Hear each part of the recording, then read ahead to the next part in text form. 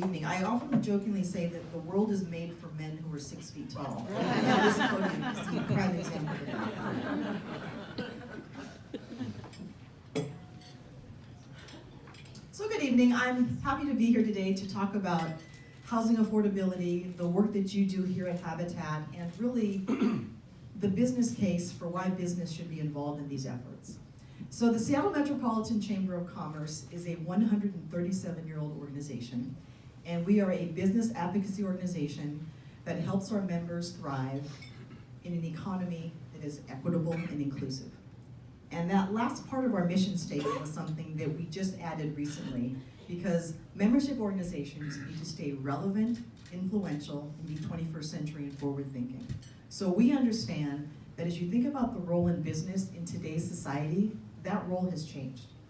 There's a group of business leaders who meet every year in Washington, D.C., and they call themselves the Business Roundtable. And these represent the CEOs of the largest corporations in America. And they recently put out a statement that talked about the fact that shareholder value alone cannot be the top priority for 21st century businesses. You have to focus on your employees. You have to focus on the impact that you have on the communities in which you operate. And then yes, if you do those things well, you're actually going to be more profitable, more successful, and more able to attract talent, retain talent, and make a very, very positive impact on the communities in which you exist. Now, when you think about housing, I think about my experience as mayor of Tacoma from 2010 to 2017. And Tacoma and Seattle are very different communities. Seattle is what I call the prom queen who comes back to the 20-year high school reunion. She does Pilates, she lives in a really, really nice house, drives a fancy car, has a perfect life, and things are just going really well for her. Tacoma comes back to the 20-year reunion, and back in high school, she kind of hung out behind the building and smoked cigarettes, didn't really try as hard as she could have. But when you see her 20 years later, you're like, wow, who is that? She is amazing, and she is smart, and she is fabulous, and I want to be like her. I say this in jest because Tacoma and Seattle in this region, we are all part of one metropolitan region. We are one family, and sometimes siblings aren't identical, but they belong together because they know each other and they are of each other.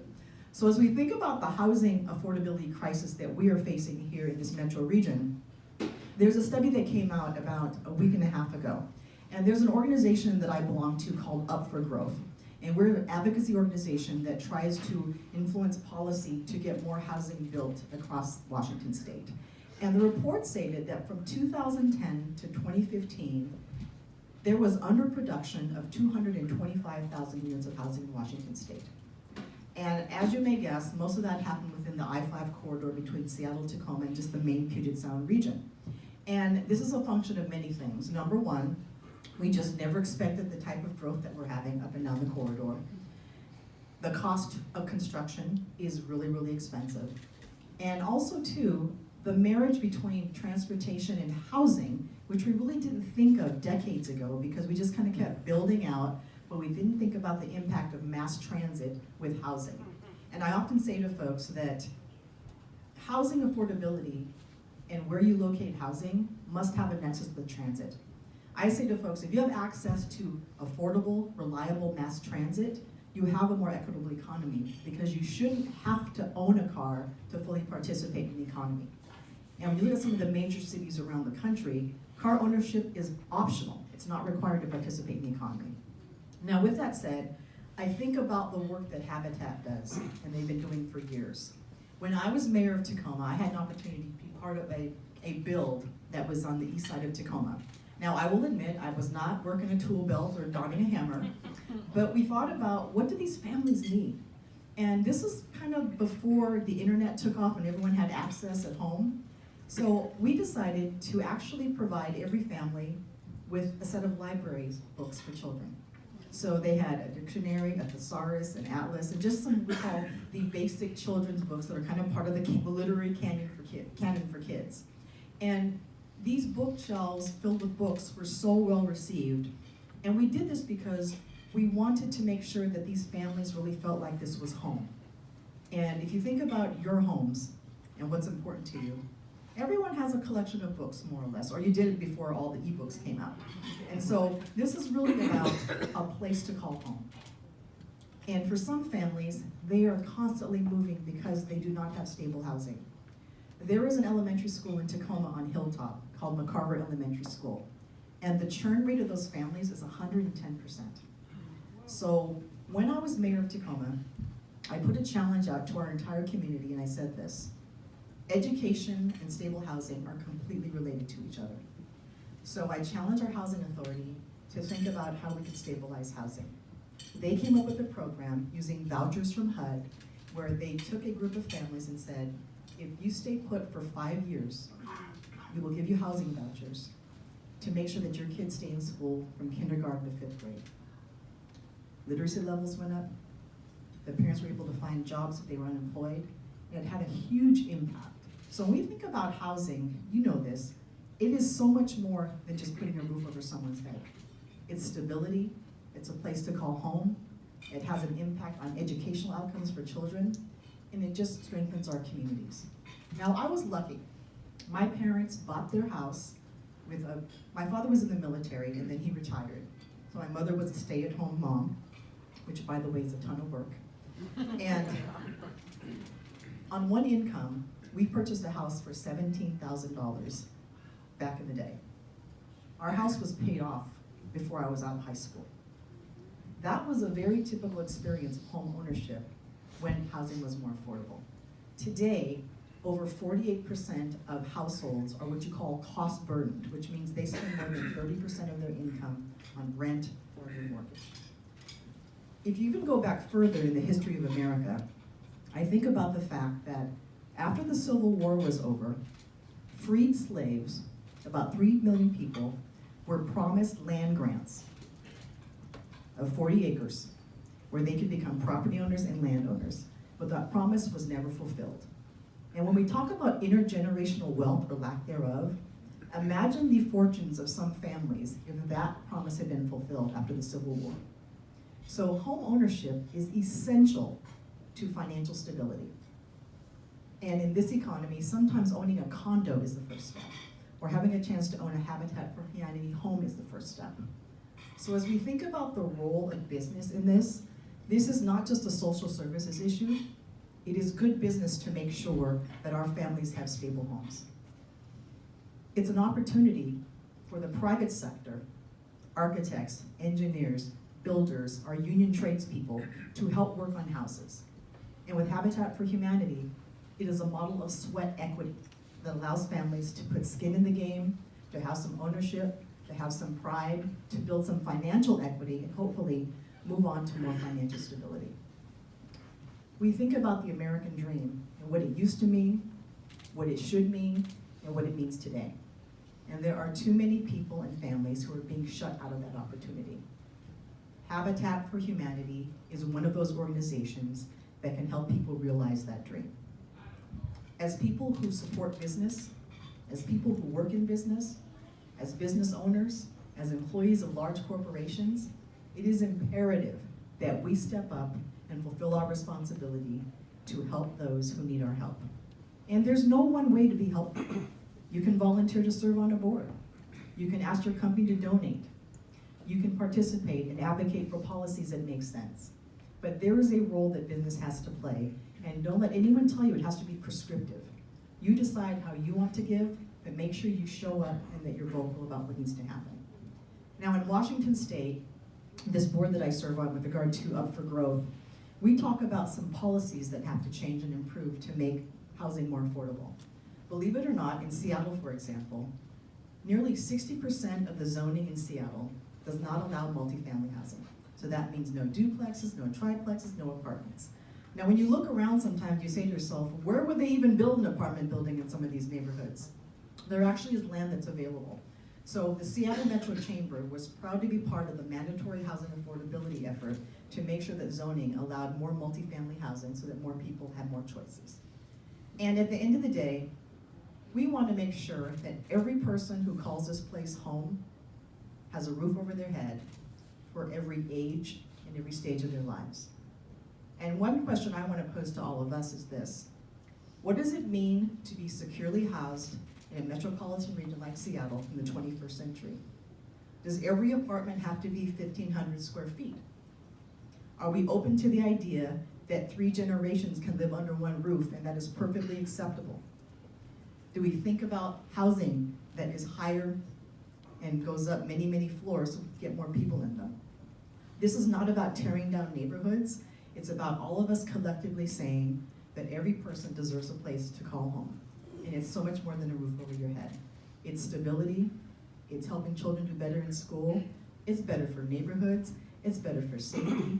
It's just something that we all have a responsibility to do. So I'm going to stop there and thank you for the opportunity to be here tonight, and I'm happy to answer any questions. That's okay?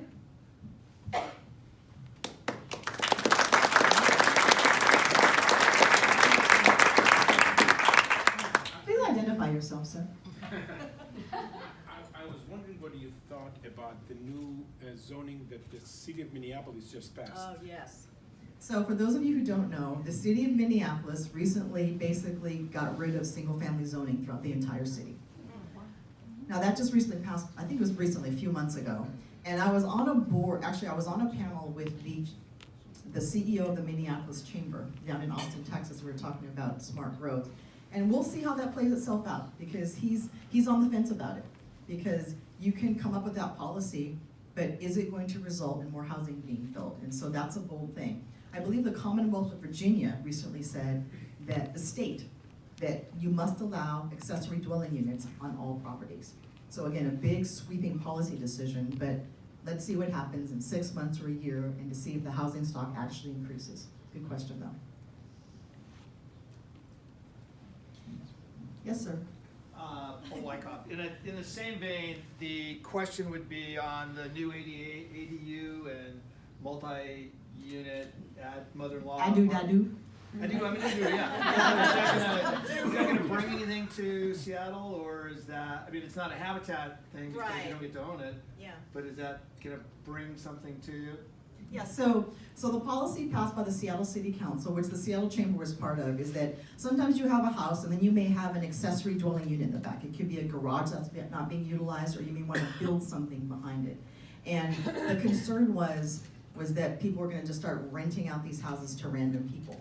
And I don't think there's anything wrong with that, but in many cases, it can serve as a place for a college student to live, maybe a parent to live, and so we will see if those things actually get built, but as you know, there is nothing more contentious than land use when it comes to local politics. And so that was a really big, heavy lift. But as I said earlier, all these policies are taking place. Let's see what happens a year from now and see if we actually have improved the stock of housing in Seattle. Thank you. Yes, ma'am. I'm Nikki Gates. I'm a longtime volunteer. They let me go on site every now and then. So do you wield a hammer? No, big salt. Oh, I love it. I can wield the hammer. Anyway, it seems to me that some years ago, the city of Seattle passed an ordinance or a law or whatever it's called, that if you built a large apartment or condo complex, X number of units, by some formula Yeah. had to be low income. And it wasn't happening. Yeah. And the reason I was told later, because I thought, oh, what's the matter with this picture? A couple of people said to me, well, it's because the builders or developers just pay a fine. A fine, let's make it so onerous that they have to. Yeah. So the policy they passed, I believe, is that if you're going to build new construction, you have to reserve at least 20% of that new construction for housing, affordable housing. Right. And I think the range is for people who are within 50% of area median income and below. But if you don't want to do that, you pay into a fund in lieu of. And the question is, how big is that fund? And is that fund sufficient enough to actually build affordable housing in other parts of the city? And then also too, at the state level, there's what is called the Multifamily Tax Exemption, so that if you want to build an apartment building, if you build affordable housing, you will get a 12-year exemption on the land. And so the question becomes, are these policies really working the way they intended? And I think they're taking that up right now in Olympia. Hello. How do you overcome the fact that most of us don't want to see higher density in our neighborhood? That is a We problem. can appeal for a very low rate and drag things on for years, and the project doesn't change in the end. Yes. The power of lawsuits keep a lot of things from getting built. And so I think the question becomes, if you look at a place like Seattle that is pretty densely populated in most neighborhoods, are there places where there is room in buildable land to build things? But change is hard. Change is something that people are not wild about. And especially when there's so much demand for housing here, you're not going to necessarily see a tear down happen and see something go up that's multifamily in a neighborhood because there's such demand for the housing as is. But you're absolutely right. There is often a change in zoning or proposed change in zoning. People lawyer up, they appeal it, and this thing drags out for years. And that's just part of the appeal process and part of the contention when it comes to land use. Yes? Does the chamber have an official position or a policy regarding affordable housing in the community in general? We don't necessarily have an affordable housing other than saying we're for it.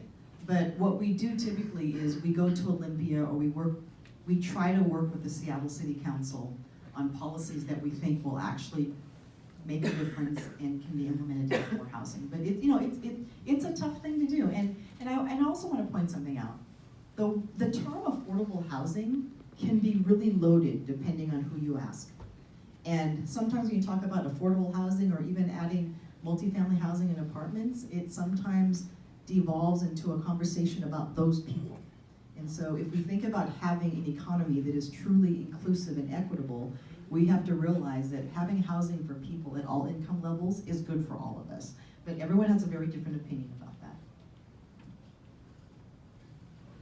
Marilyn? Yes, sir. Did the We're opportunity... on a first name basis now, eh? Ms. Strickland, please. Did the opportunity zone that was passed recently in the tax law and the zones created in Yes. Seattle, did you see that as a benefit to Seattle housing? Or is that just a benefit to the people that can capitalize on the tax deferral? So there was a federal program created called Opportunity Zones. And the pitch was that this is an opportunity for people who have investment capital to invest in underserved communities where it's hard to want to invest. And they would get some kind of tax relief, et cetera. I think I read an article in the New York Times a few months ago that said that the opportunity was there for people who had investment, but the communities who needed to benefit were not benefiting from the opportunities. And so I believe that's a federal policy that needs to be revisited, or they need to take a look at where the investments are actually taking place and is the program working as intended. Specifically in Seattle, is the chamber, that article was relative to a lot of larger developers in New York. Specifically in Seattle, though, I'm more interested to see if the city has seen any building permits for multifamily housing taking As a place. result of opportunity zones? Yeah. I do not have the answer to that, but if it was a permit that went through a city, it probably takes a long time to get through there to see if it's even come to fruition.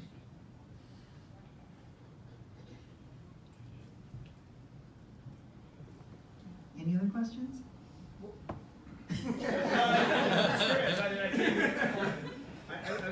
I'm on the development committee for the Habitat, so I'm Absolutely. engaged Those in are helping. questions. But what would be your largest request, funding-wise, from either the city, the state, Habitat, church organizations, whatever, that would take place to, I know Habitat would love to have more money because we'd love to buy more projects and build more houses, but that's a very narrow niche in the housing element. What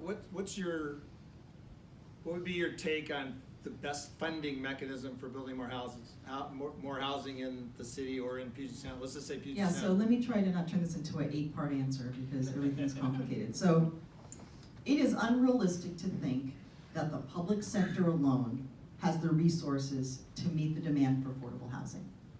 If this is really going to get built, there has to be a partnership between the private sector, private developers, and the public sector. That has to be. The other thing I know for sure, and this is from my time as mayor, there's a thing called community development block grants. And for 20 years, those grants have steadily gone down. And so The federal government, in my opinion, has been negligent in its responsibility to invest in housing in local communities or regions or states. So if there was one funding mechanism that I would like to see HUD step up and invest in housing the way we know they can and should. If there was one policy I could have an impact on, permanent supportive housing, which is housing that has wraparound services for people in need, is something that is sorely lacking in every community. So we have folks who are on the streets who are homeless, and sometimes we think if we just give them a roof over their heads, they're gonna be fine. They need more than that. Some people need someone to help get them up in the morning, to make sure that they are bathed, to make sure that they take their meds, to make sure that they're fed, and to help them go to sleep at night.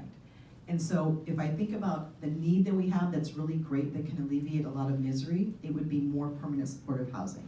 But if I think about a funding mechanism, and I don't know what that means, like how do we pay for it, but the federal government has been derelict in its duty to help pay for more housing that will help local communities. And so that was the one thing that I think really needs to happen, because local communities alone do not have the resources to pay for all the housing that we need.